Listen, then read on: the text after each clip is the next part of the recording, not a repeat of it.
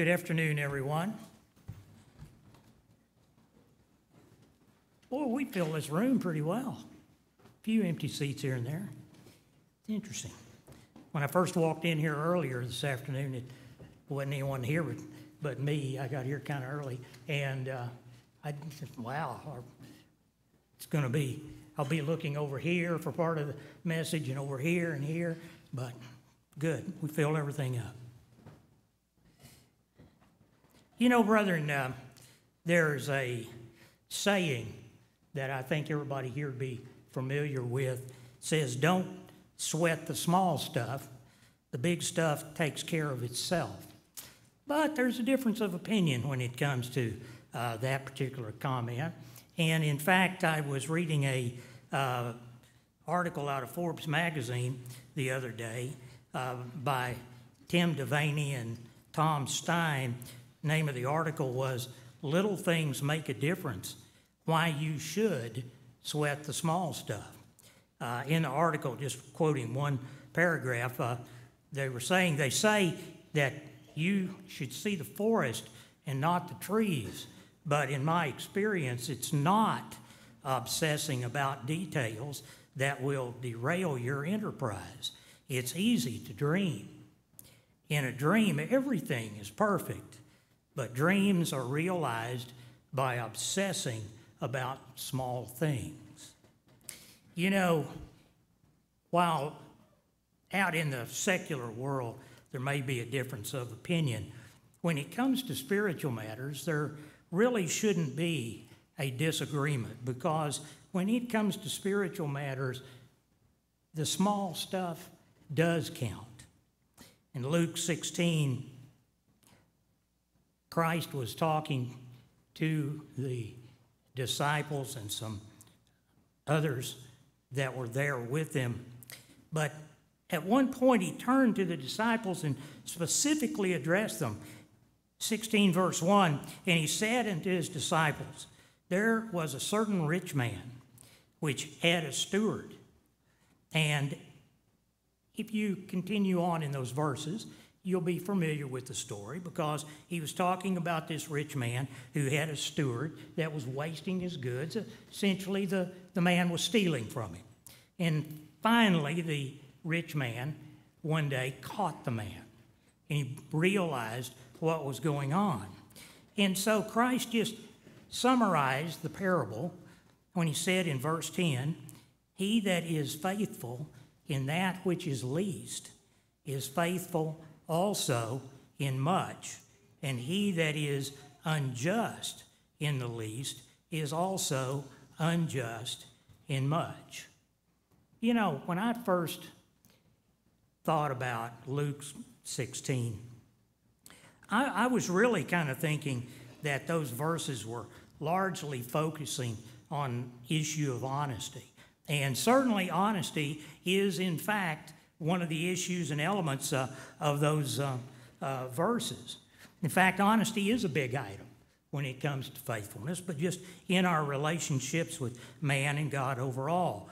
In Psalms 36, David said, the transgression of the wicked says in my heart that there is no fear of God before his eyes, for he flatters himself in his own eyes until his iniquity be found to be hateful, and the words of his mouth are iniquity and deceit. In Psalms 5:6, he skipped ahead. He commented further and said about God that you will destroy them that speak falsehood. The Lord abhors a man of blood and deceit. Back to Christ, when he was talking to the Pharisees, he specifically made a comment about Satan. John 8, verse 44, he addressed the Pharisees and said, you are of your father the devil, and the lust of your father you will do. He was a murderer from the beginning and abode not in the truth, because there is no truth in him. When he speaks a lie, he speaks of his own, for he is a liar and the father of it. But, brethren, if we go back to Luke 16 and take a look at those verses, we begin to realize that, in fact, what Christ had in mind and what he was talking about had less to do with the issue of honesty. Certainly it was part of it, but it had less to do with an issue of honesty and more of an issue of faithfulness, and had absolutely nothing to do with the size of the matter in question. And this opens up for you and I a universe of considerations. We see God's law laid out in Exodus 20. Moses kind of filled it out a little bit and made a few comments in Deuteronomy 4. And in those chapters, we see that the law is not defined in terms of size. One law is no more or less important than another law. But the quality of observance of the laws is defined in terms of faithfulness of the person observing those laws. Christ discussed the matter of faithfulness again elsewhere, of course, in Luke 12. We see there, while discussing a number of very practical subjects in the form of parables, Christ opened up the matter of faithfulness. Luke 12, verse 36, "And you yourselves, like unto men that wait for their Lord, when he will return from a wedding, that when he comes and knocks, that they may open unto him immediately. And blessed are those servants whom the Lord, when he comes, shall find watching." Then skipping to verse 40, "Be you therefore ready also, for the Son of Man comes at an hour when you think not." When you look at the chapter, Luke 12 as a chapter, you realize that Christ seemed to kind of jump to a subject that seemed to be a little out of context with the other matters he was discussing there. And in fact, it confused Peter. We see in Luke 12:41, "Then Peter said to him, Lord, is this parable for us, or is it for everyone else?"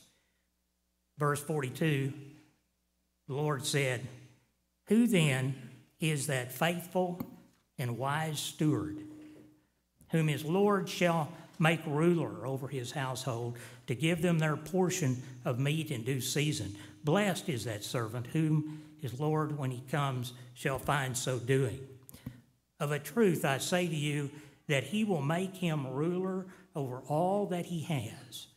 But, and if that servant shall say in his heart, the Lord delays his coming, and shall begin to beat the men servants and maidens, and to drink and be drunken," verse 46, "the Lord of the servant will come in a day when he looks not for him, and appoint him his portion with the unbelievers." Brethren, Christ was giving the disciples a warning. And, brethren, through them, us, a warning. You know, as it was being described, Christ was saying more or less, so long, and he was pointing out that so long as he was present, his followers had a visible leader. But he knew that at his death, they had to be grounded in faith, because if they were, the faith would be the foundation that made Christ as real to them spiritually as he was to them when he was physically present. Christ was talking about faith and faithfulness. Faithfulness, you might think about, it's somewhat different than just the term faith. Faithfulness is literally faith in action. It's what faith looks like when you see it in action. There are some practical examples, I think, that we might look at just to kind of flesh out this idea. You know, there's a term, when the cat's away, the mice will play. Interesting thing, a few years ago, a friend of mine who's a contractor, I had him come to my home and do a pretty big project. Now, I'm pretty handy, but this one was too big for me, and I had to bring in somebody who actually knew what they were doing. And so he came over and he brought his crew. Something really interesting. When the cat's away, the mice will play. What was interesting is when I saw my friend run to Home Depot, go to another job, go some and have to bid something else and walk away from the site and leave his crew acted far differently with him gone than when he was there. I'm not telling you they became more efficient. That wasn't true. Just an interesting example also. Sometimes, another example of what I'm talking about, this thing about faithfulness. It permeates, it moves through our lives and affects every area of our lives. And some things even seem like harmless things that, how could this ever apply? One thing, and I'm thinking about, once in a while when I go to the mailbox, there will be this orange postcard in there. And it'll be from, typically it's from a veterans charity group that is asking if you have any clothes or maybe furniture or an old appliance or something that you no longer have and you want to donate it, then they're going to be coming through the neighborhood on such and such date, put it on the front porch, take that bright colored card and tape it or clothespin it or something to the items you're donating. Then they'll pick them up and take them off. Well, I've done that. And then I put them out there before I leave, and when I come home at night, they're gone. But in the door, there will be a little piece of paper, and it'll be a receipt from that organization. It'll be blank. It's up to me what I put on it. It's up to me what I list. And so the thing of faithfulness, does that kick in here? Does this apply? This is really between me and the IRS, what I put on that piece of paper. Because I'm going to use this as a donation and cite it, as a tax deduction on my records. But, are those shirts that hung in the closet for 5, 6, 7 years, are they really worth $35 a piece? And that old chest of drawers that had Formica that was kind of letting go on the top, was it really a $1,500 antique? Faithfulness says you're honest in everything, as harmless as that may seem. You're honest. You're faithful with your word. You're faithful toward others. You're faithful even toward the IRS. And those shirts become 50 cents or $1 true value. You see what I mean? Those are kind of practical examples. Christ, in both Luke 12 and in Luke 16 with those parables, he was telling the disciples, and through that, he was telling us, look, I can't stand over you and make you faithful in things. You've got to want to be faithful. Because you're not just because you're getting something for your faithfulness, but because it's the right thing to do. This warning is not recent. We see in Habakkuk 2, verse 1, it reads, I will stand upon my watch and set me a tower, and will watch to see what he will say unto me, and what I will answer when I am reproved. And the Lord answered me and said, write down the vision and make it plain upon tables, that he may run that reads it. For the vision is yet for an appointed time. But at the end, perhaps that's today, brethren, but at the end it shall speak and not lie. Though it tarry, wait for it, because it will surely come. It will not tarry. Verse 4, behold, his soul, which is lifted up, is not upright in him, but the just shall live by his faith. We could say faithfulness. Small acts of faithfulness have very big consequences, large consequences. Referring back to Luke 16:10, verse we already read, let's reread it.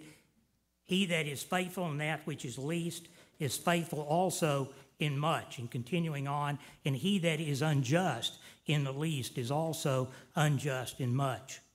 Verse 11, if therefore you have not been faithful in unrighteous mammon, who will commit to your trust the true riches? And if you have not been faithful in that which is another man's, who shall give you that which is your own? Verse 13, no servant can serve two masters, for either he will hate the one and love the other, or else he will hold to the one and despise the other. You cannot serve God and mammon.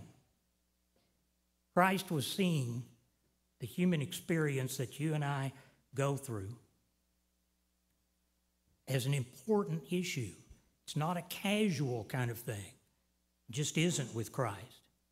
He sees it as our lives with regard to faithfulness as a proving ground that tests what we do with what we've been given when no one is watching. When it's just up to us, what do we do with it? Brethren, this issue of faithfulness was so important to Christ. He dealt with it twice early in his ministry. And then, literally hours prior to his crucifixion, he brought it up again.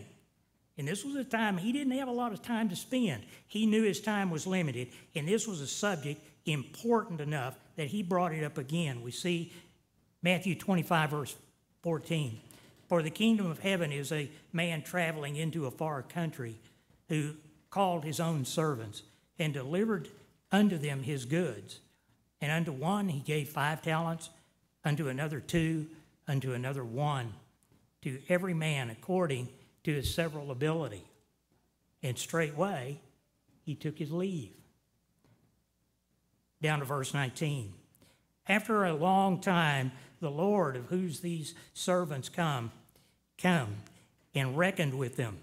And so he that had received 5 talents came and brought another 5 talents, saying, Lord, you've given me 5 talents. Behold, I took them, and I gained 5 more.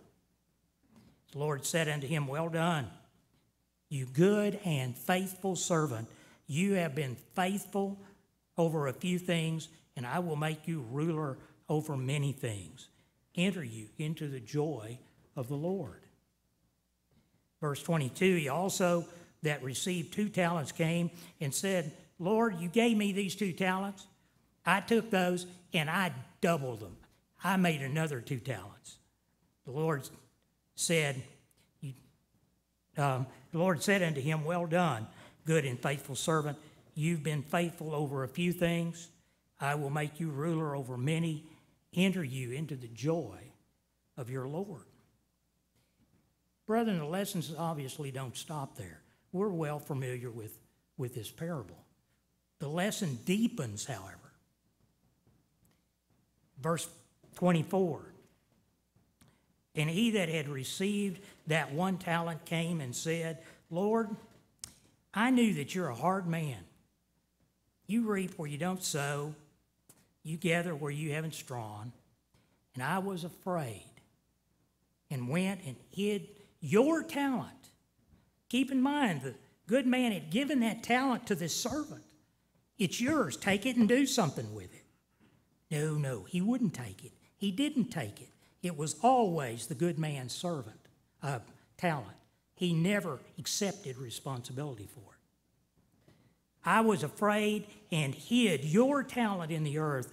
Lo, here it is. It's yours. Have it back. The Lord answered and said unto him, you wicked and slothful servant. And then you kind of know the rest. Skipping down to verse 28, he said, take therefore the talent from him and give to him which hath 10 talents.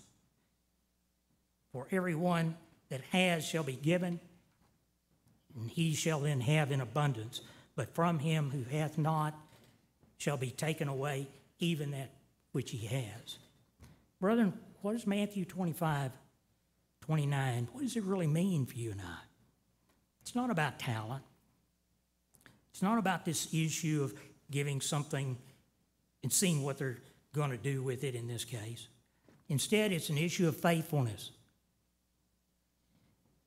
Christ was saying the more faith and the more faithful a person is, and the more faith one exercises, the more God gives.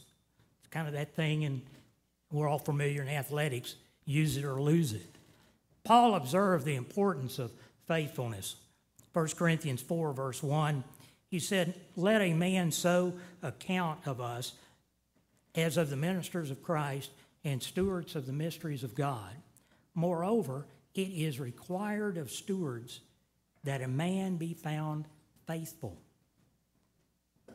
Again, in Galatians 3, verse 6, Paul talked a bit about Abraham. "Even as Abraham believed God, and it was accounted to him for righteousness. Know you therefore that they which are of faith, the same are the children of Abraham. In the Scripture, foreseeing that God would justify the heathen through faith, preach therefore the gospel unto Abraham, saying that in you all nations shall be blessed. So then they which be of faith are blessed with faithful Abraham. For as many as are the works of the law are under the curse, for it is written, cursed is every one that continues not in all things which are written in the book of the law to do them. But no man is justified by the law in the sight of God. It is evident then that the just shall live by faith." Quoting again the scripture out of Habakkuk 2:4. Brethren, through Christ's comments, through the vision of Habakkuk, through Paul's letters to the Corinthians and to the Galatians, we begin to see and understand that faithfulness is the living fulfillment of faith. Again, let me refer back to what we commented a little earlier. Faithfulness is what faith in action looks like. James 2, verse 14. Very interesting set of scriptures with regard to faith and faithfulness. James 2:14. "What does it profit, my brethren, though a man say that he has faith and has not works? Can faith save him? If a brother or sister be naked and destitute of daily food, and one of you say unto them, Depart in peace, you be warm and filled, I'll be praying for you. What good is it? Notwithstanding, you haven't given the things that they need for their body. What does it profit? Even so, faith, if it hath not works, is dead, being alone." Down to verse 21. "Was not Abraham our father justified by works when he had offered Isaac his son?" Verse 22. "You see how faith wrought with his works, and by works was faith made purposeful." Verse 26, "For as the body without the spirit is dead, so faith without works is dead also." Brethren, as we've all seen through the scriptures, we see in our own lives, our spiritual walk, our relationship with God, has enemies sometimes. Same is true when it comes to matters of faithfulness. There are very real enemies that face faithfulness and our faithful actions in our lives. I'd like to mention three. There are more, but I'd like to mention three that I think can be literally overwhelming and can overpower our desires as church members, as Christians, to be faithful. First, I think that one of the most powerful enemies is that of self-will. 2 Timothy 3, verse 1, "This know also that in the last days perilous times shall come, for men shall be lovers of themselves, covetous, boasters, proud, blasphemers, disobedient to parents, unthankful, unholy, without natural affection, truce breakers, false accusers, incontinent, fierce, despising those that are good, traitors, heady, high-minded, lovers of pleasure more than lovers of God. But they pay a penalty for that. Verse 7, these people are never able to come to the knowledge of the truth. Do any of those traits kind of ring a bell for any of us? Anytime you turn on the news, what do you see? Every time you pick up a magazine, and it's just filled with photographs of people who just love looking at themselves. We should think about these scriptures in this verse in 2 Timothy. David described Israel in very poignant terms in Psalms 95, verse 8, when he warned us to not harden our hearts as in the provocation, as in the day of the temptation in the wilderness, referring to the Israel at that point in time in the wilderness when they hardened their hearts against God's will.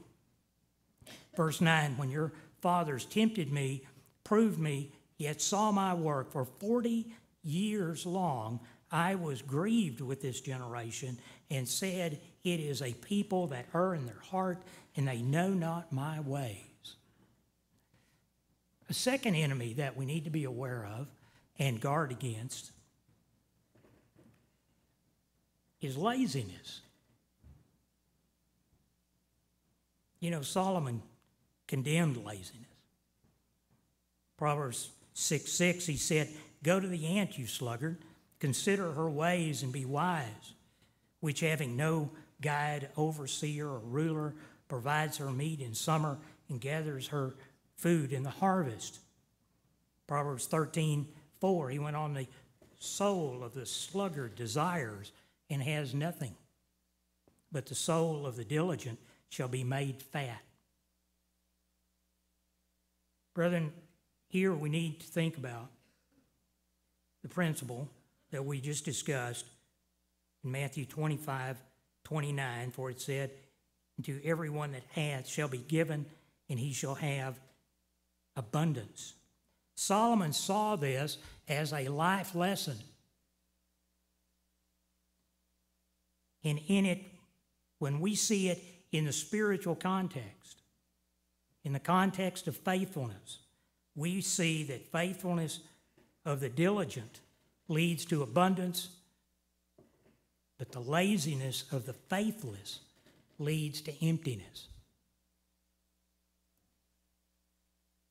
And there is a third enemy. That's a lack of vision. A lack of vision when we don't stop and think where all this is leading. What's it for? What's it about? What is our ultimate long-term destination? Is this leading somewhere? Or do we approach it, well, what's in this for me? Important questions. You know, as humans, our lives are important to us. But God seems to have a different view of the value of human lives.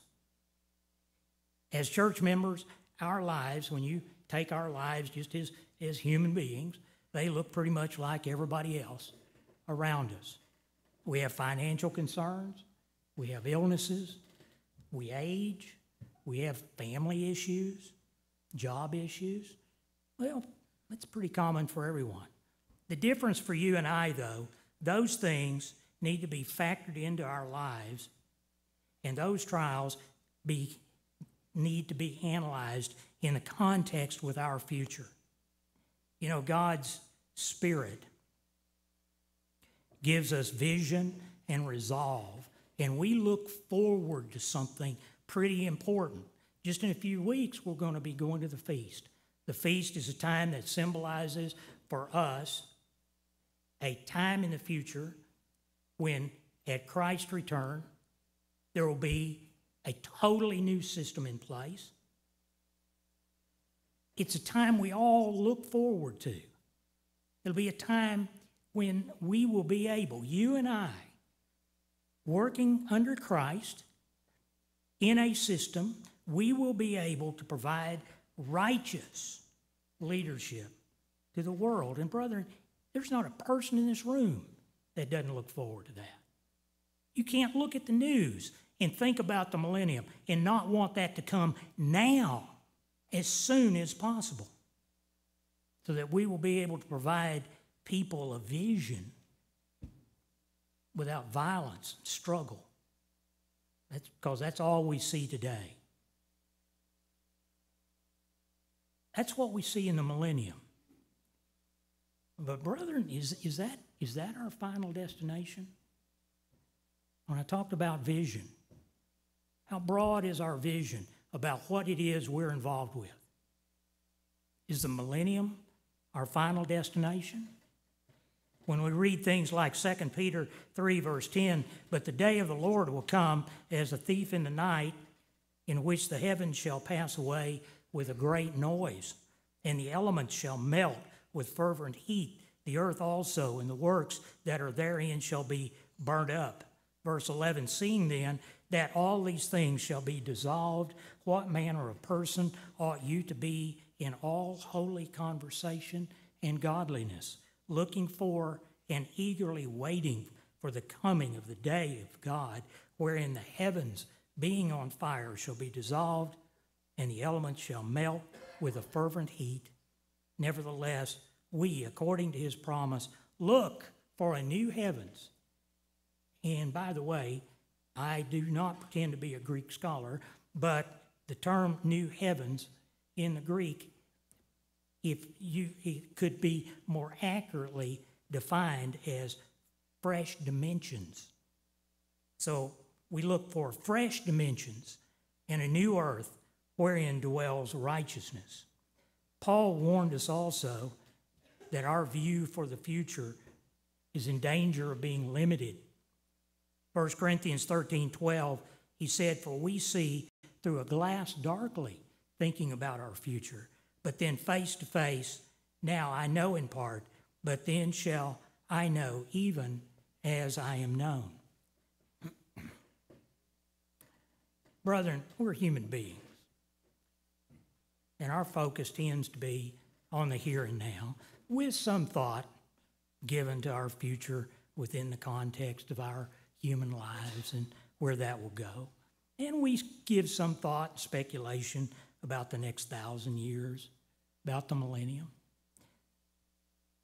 We don't talk much about what happens after that. But to understand the importance of small things, coming back to the original theme of this message,